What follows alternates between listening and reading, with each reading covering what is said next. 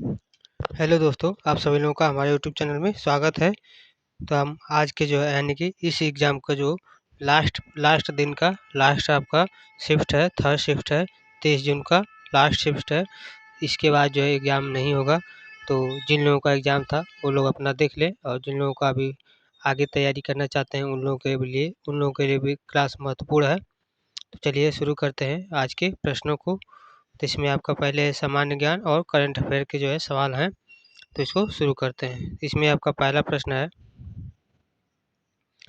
प्रश्न नंबर 1 है कि भारत में एक्साइज ड्यूटी किस प्रकार के जो है कर है। एक्साइज ड्यूटी आपका जो है किस प्रकार का कर है, तो इसका सही आंसर हो जाएगा आपका अप्रत्यक्ष कर। भारत में एक्साइज ड्यूटी जो है किस प्रकार का कर है, तो यह आपका अप्रत्यक्ष कर है। सही आंसर हो जाएगा अप्रत्यक्ष कर। यह जो है वस्तुओं के जो है निर्माण पर जो है लगाया जाता है। कैसा कहाँ पर लगाया जाता है, तो वस्तुओं के निर्माण पर जो है यह कर लगाया जाता है।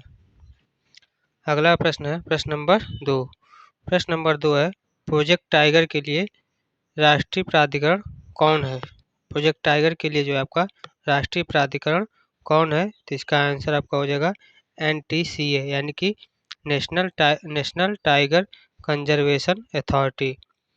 प्रोजेक्ट टाइगर के लिए राष्ट्रीय प्राधिकरण आपका कौन सा है, तो NTCA national tiger conservation authority इस प्रश्न का सही आंसर हो जाएगा। अगला प्रश्न है आपका प्रश्न नंबर 3। प्रश्न नंबर 3 है कि भारत का सबसे बड़ा पब्लिक सेक्टर अंडरटेकिंग यानी कि PSU कौन सा है। भारत का जो है सबसे बड़ा पब्लिक सेक्टर यानी कि अंडरटेकिंग PSU कौन सा है, तो इसका आंसर हो जाएगा इंडियन ऑयल कॉरपोरेशन यानी कि IOC इस प्रश्न का सही आंसर हो जाएगा। अगला प्रश्न है प्रश्न नंबर 4। प्रश्न नंबर 4 है, CIBIL स्कोर किससे संबंधित है। CIBIL स्कोर किससे संबंधित है, तो इसका आंसर हो जाएगा आपका रेटिंग। क्रेडिट रेटिंग से जो इसका संबंध होगा, तो सही आंसर हो जाएगा आपका क्रेडिट रेटिंग। यह जो है आपकी ऋण चुकाने की जो है क्षमता को दर्शाता है। क्रेडिट रेटिंग जो है आपको ऋण चुकाने की जो है क्षमता को दर्शाता है। अगला प्रश्न आपका है प्रश्न नंबर 5। प्रश्न नंबर 5 है, ऑपरेशन मेघदूत किससे संबंधित था। ऑपरेशन मेघदूत जो है आपका यह किससे संबंधित था, तो इसका आंसर हो जाएगा सियाचिन ग्लेशियर पर जो है भारतीय सेना का अधिग्रहण। सियाचिन ग्लेशियर पर भारतीय सेना का अधिग्रहण से जो संबंधित था आपका क्या, ऑपरेशन मेघदूत। यह कब हुआ था, सन 1984 में। अगला प्रश्न आपका है प्रश्न नंबर 6। प्रश्न नंबर 6 है, INS अरिहंत किस प्रकार की पनडुब्बी है। INS अरिहंत जो है आपका किस प्रकार की पनडुब्बी है, तो इसका आंसर हो जाएगा nuclear powered ballistic missile submarine. INS Arihant जो है किस प्रकार की पनडुब्बी है, तो nuclear powered ballistic missile submarine है। सही आंसर आपका हो जाएगा यही। अगला प्रश्न है प्रश्न नंबर 7। प्रश्न नंबर 7 है, हाल ही में भारत ने किस देश में रुपे कार्ड और UPI सुविधा को जो है साझा किया है, तो इसका सही आंसर क्या होगा, इसका आंसर हो जाएगा श्रीलंका और मॉरिशस। किस देश में जो है साझा किया है, तो श्रीलंका और मॉरिशस से जो है साझा किया है। अगला प्रश्न आपका है प्रश्न नंबर 8। प्रश्न नंबर 8 है, इंडेक्स ऑफ इंडस्ट्रियल कॉरपोरेशन यानी कि IIP index of industrial corporation किस मंत्रालय के द्वारा जो है प्रकाशित किया जाता है।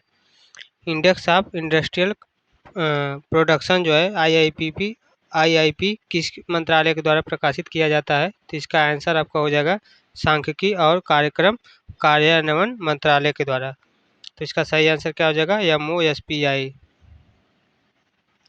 अगला प्रश्न है प्रश्न नंबर 9। प्रश्न नंबर 9 आपका है, PM वाणी योजना का उद्देश्य क्या है। PM वाणी योजना का जो है उद्देश्य क्या है, तो इसका सही आंसर आपका हो जाएगा पब्लिक वाईफाई नेटवर्क उपलब्ध कराना। पब्लिक वाईफाई नेटवर्क जो है उपलब्ध कराना PM वाणी योजना का जो है उद्देश्य है। यह जो है सार्वजनिक इंटरनेट पहुंच को जो है बढ़ावा देने हेतु किया गया है। PM वाणी योजना शुरू की गई है। अगला प्रश्न है प्रश्न नंबर 10। प्रश्न नंबर 10 है, PLI स्कीम किस उद्देश्य के लिए है? PLI स्कीम जो है आपका यह किस उद्देश्य के लिए है? तो इसका आंसर हो जाएगा उत्पादन पे आधारित प्रोत्साहन के लिए। PLI स्कीम जो है किस उद्देश्य के लिए है? तो यह जो है उत्पादन पे आधारित प्रोत्साहन के लिए है। तो इसका आंसर हो जाएगा उत्पादन पे आधारित प्रोत्साहन के लिए। इसकी व्याख्या क्या होगी कि यह जो है घरेलू निर्माण को जो क्या करता है, बढ़ावा देता है। तो सही आंसर हो जाएगा इसका उत्पादन पे आधारित प्रोत्साहन के लिए PL स्कीम जो है शुरू किया गया है। अगला प्रश्न है प्रश्न नंबर 11। प्रश्न नंबर 11 है नाटो का पूर्ण रूप क्या है? नाटो का जो है फुल फॉर्म क्या होगा? तो इसका आंसर हो जाएगा North Atlantic Trade Organisation. North Atlantic Treaty Organisation NATO का जो है फुल फॉर्म होगा। और इसका मुख्यालय कहाँ पर है? तो इसका मुख्यालय है ब्रुसेल्स, बेल्जियम में। इसका मुख्यालय कहाँ पर है? ब्रुसेल्स, बेल्जियम में है। अगला प्रश्न है प्रश्न नंबर 12। प्रश्न नंबर 12 है national digital health mission NDHM का जो है उद्देश्य क्या है? National digital health mission NDHM का जो है उद्देश्य क्या है? तो इसका आंसर हो जाएगा हर नागरिक को डिजिटल स्वास्थ्य यानी कि ID देना होगा। हर नागरिक को जो है डिजिटल स्वास्थ्य यानी कि ID देना होगा। अगला प्रश्न आपका है प्रश्न नंबर 13। प्रश्न नंबर 13 है GDP डिफ्लेक्टर किसे दर्शाता है? GDP डिफ्लेक्टर जो है आपका यह किसे दर्शाता है? तो इसका आंसर हो जाएगा नाम मात्र और वास्तविक GDP के अनुपात से महंगाई को दर्शाता है। GDP डिफ्लेक्टर जो है किसको दर्शाता है? तो नाम मात्र और वास्तविक GDP के जो अनुपात से महंगाई को दर्शाता है। अगला प्रश्न है प्रश्न नंबर 14।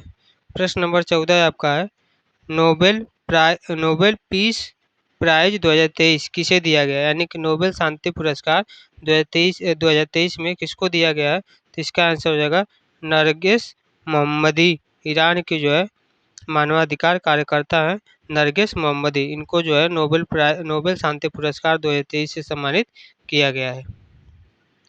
अगला प्रश्न है प्रश्न नंबर 15। प्रश्न नंबर 15 है काली नदी विवाद किन राज्यों के बीच है? काली नदी विवाद जो है यह किन राज्यों के बीच है? तो इसका आंसर हो जाएगा कर्नाटक और गोवा। कर्नाटक और गोवा के बीच जो है काली नदी विवाद जो है आपका कर्नाटक और गोवा राज्यों के जो है बीच में स्थित है। अगला प्रश्न है अब हम देखेंगे हिंदी के जो है प्रश्नों को देखेंगे, जिसमें से टोटल 10 प्रश्न है आपके, जिसमें से आपका प्रश्न है प्रश्न नंबर 16। प्रश्न है कि अकथनीय शब्द में कौन सा उपसर्ग और प्रत्यय है? अकथनीय शब्द में जो है कौन सा उपसर्ग और प्रत्यय है? तो इसका सही आंसर हो जाएगा आपका उपसर्ग। अकथनीय में आपका अ उपसर्ग है और प्रत्यय क्या है? तो प्रत्यय है नी। अकथनीय में उपसर्ग अ है और प्रत्यय आपका नी है। अगला प्रश्न है आपका प्रश्न नंबर 17। प्रश्न नंबर 17 है नर प्लस इंद्र आपका हो जाएगा नरेंद्र। नर प्लस इंद्र इक्वल टू हो जाएगा नरेंद्र। तो इसमें जो है कौन सी संधि है? तो इसका सही आंसर हो जाएगा आपका गुण संधि। इसमें कौन सी संधि होगी? तो गुण संधि हो जाएगी। अगला प्रश्न है प्रश्न नंबर 18। प्रश्न नंबर 18 है वचन और काल कौन से भाषिक तत्व हैं? वचन और काल आपका जो है कौन से भाषिक तत्व हैं? तो इसका आंसर हो जाएगा व्याकरणिक रूप है। वचन और काल जो है आपका कौन से तत्व हैं? तो व्याकरणिक रूप है। अगला प्रश्न है आपका प्रश्न नंबर 19। प्रश्न है अपरिग्रह का जो है सही अर्थ क्या होगा? अपरिग्रह का जो है सही अर्थ क्या होगा? तो इसका आंसर हो जाएगा संग्रह न करना। अपरिग्रह का सही अर्थ होगा संग्रह न करना। इस प्रश्न का सही आंसर हो जाएगा। और परिग्रह का जो है अर्थ क्या होता है? तो परिग्रह का अर्थ होता है आपका संग्रह करना। अगला प्रश्न है प्रश्न नंबर 20। प्रश्न नंबर 20 है श्रमिक शब्द का सही संधि विच्छेद बताइए। श्रमिक शब्द का जो है सही संधि विच्छेद बताइए। तो इसका आंसर हो जाएगा श्रम प्लस ईक। ईक इसमें क्या है? प्रत्यय। श्रमिक में जो है ईक प्रत्यय है और जबकि श्रमिक शब्द का संधि विच्छेद हो जाएगा श्रम प्लस ईक। सही आंसर हो जाएगा आपका श्रमधन ईक। अगला प्रश्न है आपका प्रश्न नंबर 21। प्रश्न है पथिक शब्द में प्रयुक्त उपसर्ग क्या है? पथिक शब्द में जो है प्रयुक्त जो है उपसर्ग क्या है, तो इसका आंसर हो जाएगा प्रतीक में जो है कोई भी आपका उपसर्ग नहीं है। यह जो है पथ प्लस इक प्रत्यय से जो है मिलकर बना हुआ है। पथ प्लस इक प्रत्यय से मिलकर बना हुआ है आपका पथिक। तो पथिक में आपका कोई भी उपसर्ग नहीं है। अगला प्रश्न है प्रश्न नंबर 22। प्रश्न है निर्विकार शब्द का जो है अर्थ बताइए। निर्विकार शब्द का अर्थ बताइए। इसका आंसर हो जाएगा जिसमें कोई भी विकार न हो उसे निर्विकार कहते हैं। निर्विकार का अर्थ होता है जिसमें कोई भी विकार न हो। अगला प्रश्न है प्रश्न नंबर 23। प्रश्न नंबर 23 प्रश्न है सर्वनाम के कितने भेद होते हैं। सर्वनाम के जो है आपके कितने भेद होते हैं, तो इसके कुल टोटल 7 भेद होते हैं, जिसमें पुरुषवाचक, निश्चयवाचक, अनिश्चयवाचक, प्रश्नवाचक, संबंधवाचक, निजवाचक और संकेतवाचक। ये सभी जो है सर्वनाम के जो है भेद हैं। अगला प्रश्न आपका है प्रश्न नंबर 24। प्रश्न है जय प्लस उदय हो जाएगा आपका जयोदय। यह जो है किस संधि का उदाहरण है। जय प्लस उदय हो जाएगा जयोदय, यह किस संधि का उदाहरण है, तो इसका आंसर हो जाएगा यड़ संधि। किस संधि का उदाहरण है, तो यड़ संधि का उदाहरण है। अगला प्रश्न है प्रश्न नंबर 25।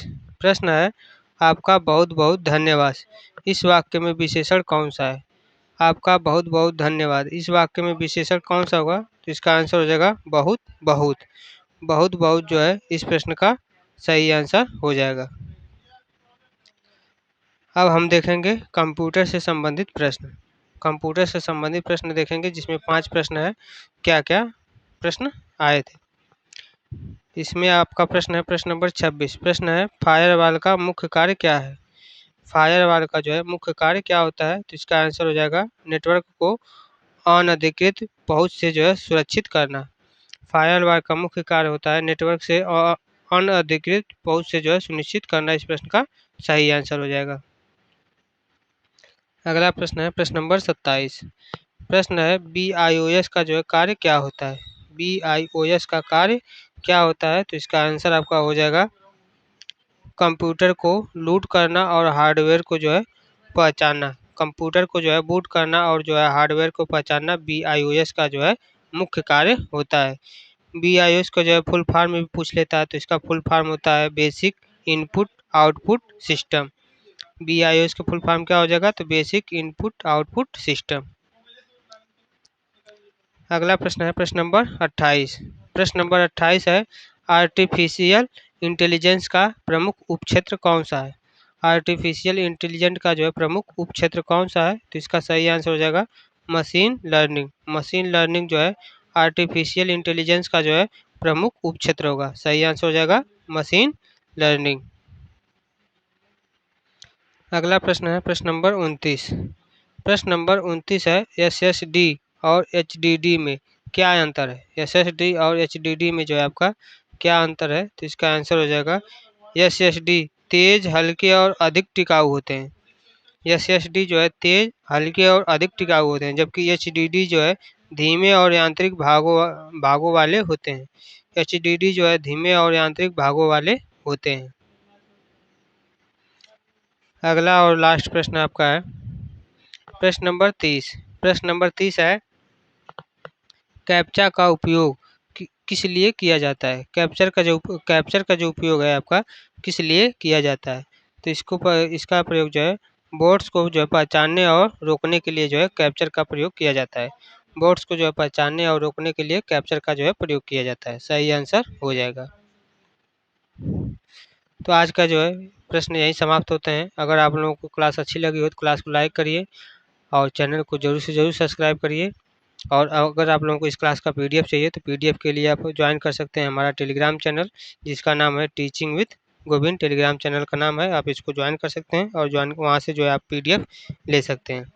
अगर आप लोगों को कोई भी डाउट या कुछ भी पूछना हो तो आप कमेंट करके पूछ सकते हैं। आप लोगों को जो है ज़रूर रिप्लाई मिलेगा। बस अपने तैयारी को जो है करते रहिए। आज के लिए इतना ही। जय हिंद, जय भारत।